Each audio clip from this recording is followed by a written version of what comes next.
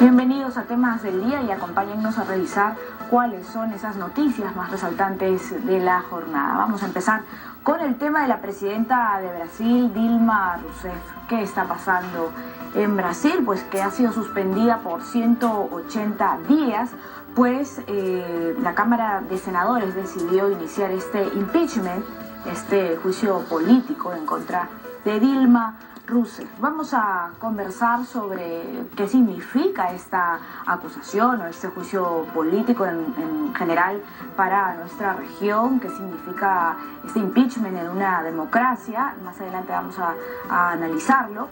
Y como siguiente tema tenemos la reforma del Código Penal. Pues se ha suspendido esta votación. De hecho, el debate se ha suspendido por la serie de sugerencias que sabíamos tenía el Ejecutivo sobre el texto sustitutorio, sobre la reforma, así que el Parlamento deberá evaluarlo muy a conciencia. Vamos a empezar este programa presentando a nuestro invitado, a Miguel Ángel Rodríguez Mackey, internacionalista. ¿Cómo está? Muy buenas noches. Violeta, encantado de estar contigo. Pues vamos a hablar sobre Dilma Rousseff. Pero antes de conversar vamos a presentar una nota y así enmarcamos un poco toda la historia de lo que se está viviendo actualmente en Brasil. Adelante. Cayó la noche para Dilma Rousseff. Tras la votación de la Cámara Baja de Diputados brasileña, la mandataria fue suspendida por 180 días, tiempo en que durará el juicio político en su contra. Esta mañana se pronunció por última vez como presidente de la República Federativa de Brasil. Soy víctima de la mayor brutalidad. Así de duras fueron las declaraciones de la mandataria luego de que por 55 votos contra 22 ganara el proceso de impeachment en su contra.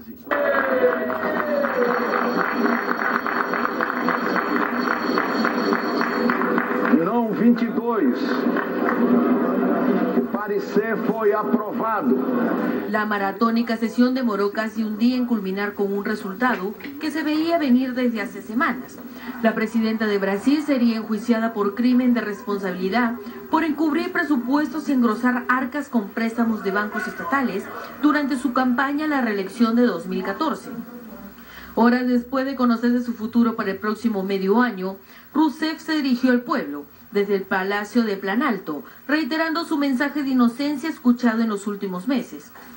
Se ha cometido la mayor de las brutalidades, que es la de condenar a una persona siendo inocente. Aseguró que lo que se está vulnerando no es su mandato, sino la democracia y el voto de 54 millones de ciudadanos. Lo que está en juego no es apenas mi mandato. Lo que está en juego es el respeto a las urnas, a la voluntad soberana del pueblo brasileño y la Constitución. Acto seguido, llamó a sus simpatizantes a movilizarse contra lo que considera es un golpe de Estado, camuflado bajo el telón de corrupción que cubre a la mayoría de políticos del país. Sin embargo, la telenovela brasilera recién comienza. El juicio político durará 180 días en lo que la defensa de Rousseff y la parte acusadora intercambiarán argumentos. El tiempo no podía ser el menos indicado, pues a puertas de la realización de los Juegos Olímpicos de Río 2016 y la profunda crisis económica que vive el país, ahora se le suma la incertidumbre política. Bien, hemos escuchado a Dilma Rousseff, ella ha tenido un discurso bastante duro después de toda esta situación. Llama a este juicio político un golpe de Estado, no una irrupción en la vida democrática de Brasil. Para usted, sí. ¿Qué significa este impeachment? Sí, bueno, el impeachment técnicamente es un juicio político. Y el juicio político, el estado natural del juicio político es en el Congreso Nacional del Brasil, que es el Parlamento Nacional. Pero lo que estamos viendo, Violeta, es un discurso de una presidenta suspendida técnicamente, no puede ejercer el cargo, que busca llegar a la mitad del Brasil, que todavía cree en el Partido de los Trabajadores, con el discurso del golpe de Estado, como muy bien dices, y el discurso de que hay una persecución política, una venganza política. Ya lo ha dicho claramente. Entonces, evidentemente aquí ha habido un sustrato, un canal que se ha verificado en el Senado y que el día de hoy, en la madrugada, ya ha comenzado los 180 próximos días en los que se va a procesar políticamente. Ella tendrá que mostrar un descargo, pruebas, testimonios, y los acusadores, que son la oposición, tendrán que decir lo mismo. Y esto justamente es lo que otorga el canal democrático, porque el impeachment está consagrado en la Constitución política de Brasil. Pero, ¿qué podemos esperar después de ser testigos de una situación como la que se está viviendo, por ejemplo, para nuestro país? Porque ¿de qué se le acusa a Dilma Rousseff? Fíjate, a ver, yo creo que hay dos cosas importantes. Primero, que la imputación, la acusación a la presidenta no tiene nada que ver con los actos de corrupción que ha enquistado al Brasil. Exactamente, no tiene nada que ver con Petrobras, por ejemplo, o con el caso de Lavallato, o en el financiamiento de su campaña, ¿verdad? Lo que se le ha imputado, acusado, es el delito de responsabilidad fiscal, que es por maquillar cuentas, por no decir la verdad, ¿no es cierto? Y porque tampoco tuvo el permiso, la autorización, la aquiescencia del propio Parlamento Nacional. Entonces, allí han encontrado una figura, una institución típica, decimos, del derecho, y allí es donde la han cogido a ella técnicamente para llevarla a esta situación. Pero, digamos, el escenario mayor es que en estos momentos en Brasil existe pues una crisis devenida de una secuencia política, ¿no es cierto?, que ha implicado, fíjate, no solamente la presidenta, estamos hablando del defenestrado presidente de la Cámara de Diputados, Eduardo Cunha.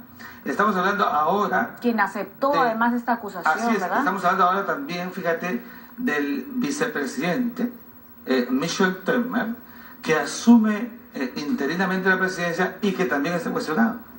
Y que tiene un 2% no goza digamos, de ninguna aprobación, mucha simpatía popular, independientemente. Claro, entonces, la clase política en el Brasil hoy es objeto de grandes cuestionamientos.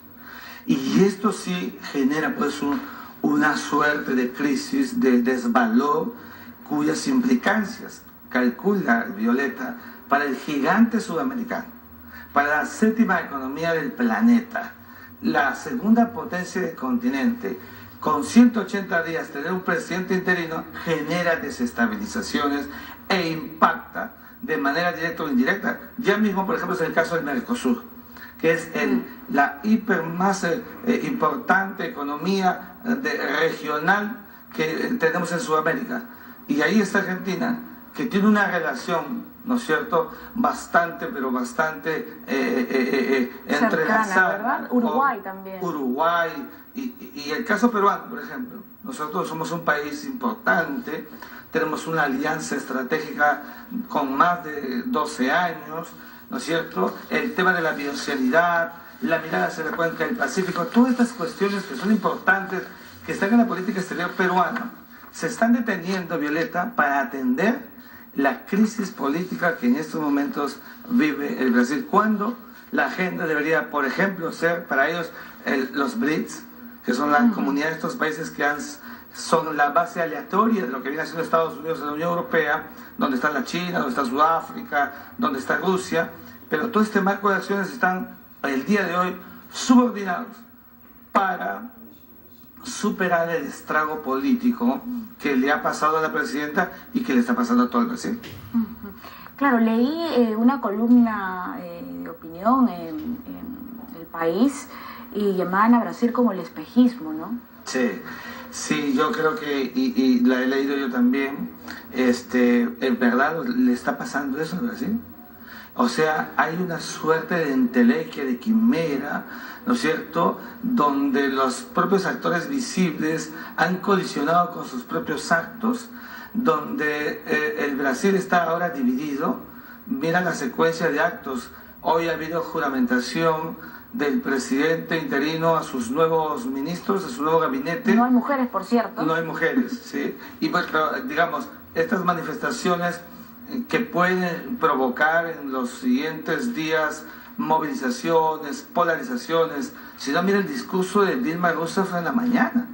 Es un discurso durísimo en el que está llamando la atención de cómo es posible que a una jefe de Estado, una presidenta elegida democráticamente, se le lleva a una situación de esta manera, con un monopolio del control en el Senado por parte de la oposición. Ella llama a eso una situación grave que pone evidentemente en colapso al Brasil y que no es un buen ejemplo para nada para las demás democracias. Es una posición política evidentemente que se ha hecho manifestar y a la que además en las últimas horas también hemos visto que se ha sumado el propio secretario general de la OEA, ¿no? El señor Almagro. Él ha criticado esta situación. Y claro, y está llamando. Entonces, esto nos da pena. Y evidentemente porque a nadie le puede causar gracia que un jefe de Estado sea defenestrado, sea llevado a una situación como la que en estos momentos ella tiene, está mediatizada, es presidenta del Brasil, pero no ejerce el cargo. Claro, ella no va a renunciar además a su cargo, ella se ha mostrado además en pie de lucha, ¿no? Sí, ella ha dicho que no va a renunciar, vamos a esperar el tenor del impulso del juicio político. Claro, el desenlace. Vamos a ver, tenemos un gráfico para poder explayarnos y explicar un poco cómo se ha desarrollado este proceso de destitución presidencial de Dilma Rousseff. Aquí lo estamos viendo, si me acompaña Miguel Ángel Rodríguez Mackey. El paso número 1, la Comisión Especial de Diputados. ¿Qué sucedió, verdad? Se recomendó abrir un juicio político contra Dilma Rousseff. Ese fue el primer acto. Exactamente. En la Cámara de Diputados. ¿No? Exactamente. ¿No? Luego vemos la votación, que fue una votación además muy interesante. Había hasta una valla para que no discutieran más. Claro, y luego de que la Comisión de Diputados recomendara que vaya a un proceso de votación, porque esa es la calidad que tiene la comisión. Y entonces hubo una votación que fue una votación bastante amplia, ¿no? Que sobrepasó los 300... Ampliamente fue a favor, por supuesto. Luego viene esta comisión especial de senadores, la votación... aquí en esta Cámara de Senadores, y se inicia pues el juicio político con 55 votos a favor, tan solo 22 en contra. El apartamiento, que es lo que estamos viviendo actualmente de Rousseff, ¿verdad? Que ha sido separada de su cargo, y en las próximas horas me imagino pues saldrá también de Palacio, porque ha estado sacando sus cuadros, sus pertenencias. Ya salió de Planalto, ha salido, que es la casa de gobierno donde despacha el jefe de Estado, pero mantiene la residencia, que es el Palacio de la Alborada. En el Perú no es así. En el Perú el jefe de Estado vive y despacha en el Palacio de Gobierno. En el Brasil es distinto. Y entonces, claro, ella mantiene su estatus de jefe de Estado sin ejercicio, cobrará durante los próximos 6 meses la mitad del sueldo, contará con un personal bastante limitado para las cuestiones que ella puede hacer, ninguna de ellas sobre responsabilidad del Estado, porque ha sido apartada hasta que se produzca este juicio en votación. Y la votación, Violeta, será una votación donde, para que sea destituida, tendría que producirse los 2/3 de los 81 senadores, esto es 54. Cuando llegue ese momento, yo siempre hago la pregunta que vengo haciendo en estos días. Lo mismo lo que le pasó a Fernando Collor de Mello, te acordarás, en 1992. Es decir, claro, no es la primera vez que ocurre en Brasil. Claro, minutos antes de la votación en el Senado, cuando ya había pasado todo el proceso político, se elevó un informe y entonces iba a comenzar la votación, Fernando Collor de Mello sale y le dice al país que renunciaba. Lo que evidentemente Dilma ha dicho que no va a renunciar. Habría que esperar y ver, Violeta, el tenor del mismo proceso, la carga de la prueba que van a presentar los miembros de la oposición, porque ella, en realidad, que es acusada, no tiene que demostrar defensa. Esto es muy importante. La imputación, la carga de la prueba la tienen quienes la acusan. Ella esperará la acusación y a partir de ahí comenzará a defenderse. Porque en todo el proceso, aun cuando esté ella en un juicio político, surge siempre el principio de presunción de inocencia que le asiste como jefe de Estado. Bien, luego vamos a comentar un poco más sobre Michel Temer, un traidor, si es un traidor, como lo ha dicho Dilma Rousseff, si es de temer también. Escuchábamos antes un audio en el que él se anticipó a toda este impeachment y daba incluso su discurso, ¿verdad?, para asumir el cargo. Bueno, luego vamos a conversar de esto, hacemos una brevísima pausa, pero seguimos aquí analizando los temas del día.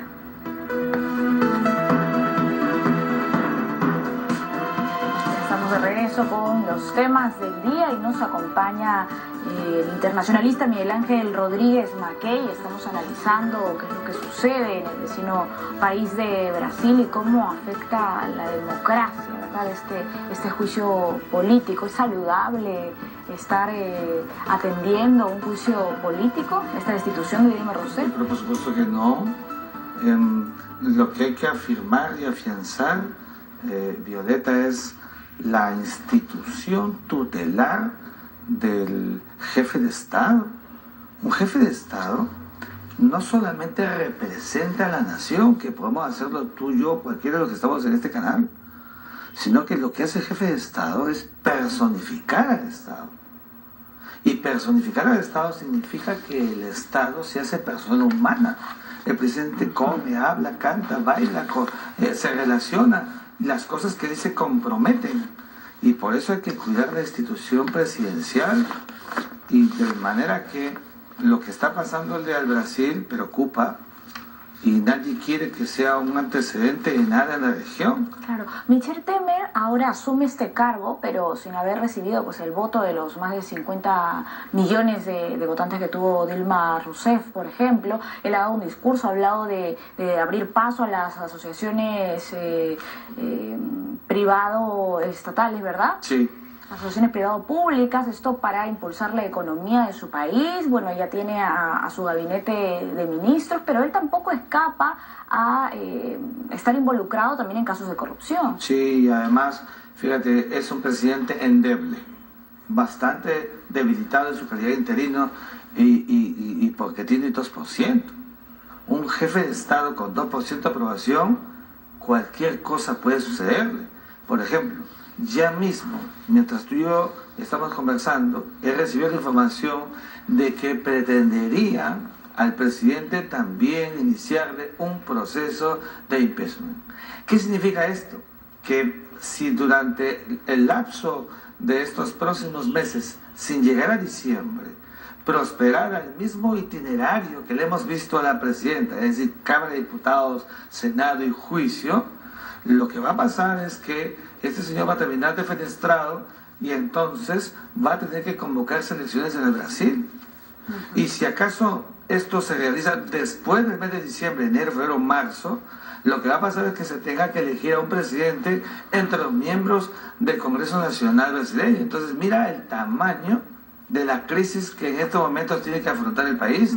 Hay una agenda de política exterior, hay una agenda de política interna que se tiene que atender y que ha sido distraída por este clímax del juicio político a la presidenta Dilma Rousseff. Además de todos los escándalos de corrupción, ¿no? Hoy leía también en un artículo de The Economist, un importante artículo de lucha contra la corrupción en América Latina, y también se mencionaba un dato muy interesante del Fondo Mundial Internacional, que son 2 billones de dólares más o menos los que afectan la economía mundial debido a estos escándalos, a estos casos de corrupción, ¿no? Digamos que hay un robo sistemático de todos los ciudadanos a nivel mundial. Y a propósito de lo que le estoy diciendo, vamos a presentar una nota que también nos atañe muy de cerca, pues el Poder Judicial ha ordenado comparecencia restringida para el expresidente Alejandro Toledo, y no solamente para él, sino para su esposa Elian Carp, y también para otros 4 imputados en el caso Ecoteva, y esto por el presunto delito de lavado de activos. Veamos la nota y luego lo comentamos. El titular del 16º Juzgado Penal de Lima, Abel Concha, dispuso comparecencia restringida para el expresidente Alejandro Toledo, su esposa Elian Carp, el empresario Joseph Maiman y otros 3 imputados por el caso Ecoteva. En los 8 meses que durará la etapa de investigación, el exmandatario y compañía estarán obligados a fijar un domicilio conocido y no variar de él sin previo aviso al juez. También deberán cumplir con las citaciones judiciales y pagar una caución de 5.000 soles cada uno. Para la defensa, esta medida no afecta a las libertades de los investigados. Él continuamente va y da sus conferencias, además es una de sus fuentes de ingresos principales. Entonces, en realidad, si el juzgado pide que se le informe, se le informará. No hay ningún secreto, no hay... En la vida de Alejandro Toledo en ese extremo no tiene ningún problema. Luciano López, abogado de Toledo, volvió a calificar el proceso de arbitrario y de más de lo mismo. Aquí el quid del asunto es que la Fiscalía tiene que demostrar que estos fondos son ilícitos y más bien va a tener que entonces bregar duro para tratar de desvirtuar la documentación que ya vino de Suiza hace más de un año. Y sobre eso no se dice absolutamente nada. Por eso que les digo, es una investigación que está de más. El juez Concha decidió admitir la mayoría de actos de investigación propuestos por la Fiscalía, entre ellos la apertura de cuentas y transacciones bancarias de los imputados, así como el levantamiento del secreto bancario, tributario y bursátil de todos los investigados. Además, realizar las pericias económicas y valorativas de los 4 inmuebles del ex jefe de Estado y el movimiento migratorio de los 6 procesados. Por último, se dispuso tomar los testimonios de todos los investigados y los representantes legales de las empresas Ecoteva, Ecostate Consulting y Ashland, y las declaraciones de diversos testigos, entre ellos César Almeida, Álvaro Vargas Llosa y otros. Bien, aquí se habla de un supuesto delito de lavado de activos, es decir, no estamos hablando solo de Brasil, estamos hablando de nuestro país, estamos hablando de Argentina, de Chile, de toda América Latina, del mundo en general, ¿no? También podemos mencionar Italia, España, etcétera. ¿Estamos siendo partícipes de esta frase que se ha hecho tristemente popular, roba pero hace obra, por ejemplo? No, yo creo que, creo que no hay una directa ni indirecta relación entre los casos de corrupción que hay en el Brasil y el caso de Ecoteva. Son dos casos distintos, pero sí creo que es importante llamar la atención de lo que ha demostrado el Poder Judicial en el Brasil.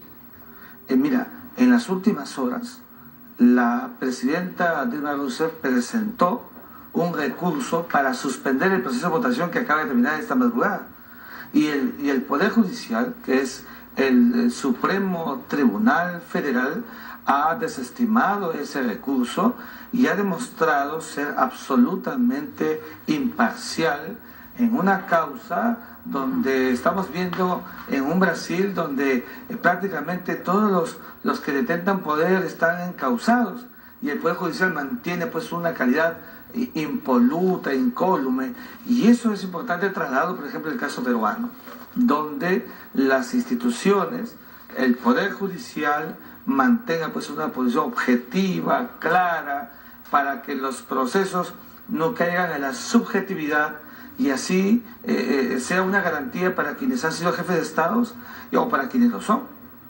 Y eso evidentemente va a comportar una garantía.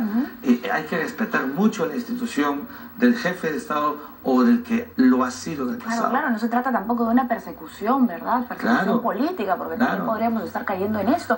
Pero claro, el punto es un poco toda esta sombra de corrupción que no nos la podemos quitar de encima. Dilma Rousseff, sí, es un caso totalmente aparte, pero que igual tiene una relación en cuanto a que, bueno, América Latina sufre de esta deslegitimidad de todas las instituciones, ¿verdad?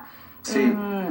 Bueno, ha convocado una protesta masiva y que de hecho hay millones de brasileños en las calles.